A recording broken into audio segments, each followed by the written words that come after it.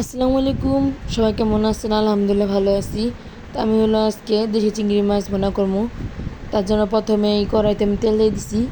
তেলটা গরম হওয়ার পরে আমি এখানে পেঁয়াজ মুচ দিয়ে দিছি। পেঁয়াজ মুচ দেওয়ার পরে হয়েছিল সামান্য একটু ভাইজা স্বাদ মতো লবণ দিয়ে দিছি। লবণটা দেওয়ার পরে হয়েছিল পেঁয়াজ মুচটা আমি হালকা ভাজে নিছি।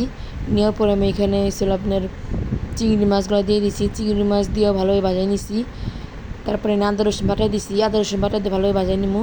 ভাজা নেওয়ার পরে এখানে পরিমাণ মতো একটু পানি দিছি মশলা কষানোর জন্য। তো এখানে হলুদের গুঁড়া পরিমাণ মতন দিছি, মরিচের গুঁড়া আর হয়েছিল ধনিয়ার গুঁড়া দিছি। তো দেওয়ার পরে হয়েছিল ভালোভাবে এই মশলাগুলো কষাই নিছি। তো কষাই নেওয়ার পরে হয়েছিল আমি এখানে পরিমাণ মতন জল দিয়ে দিছি। তো জলটা ফুটে আসার পরে আমার এখানে তরকারিটা হয়ে গেছে। তো আল্লাহ হাফেজ।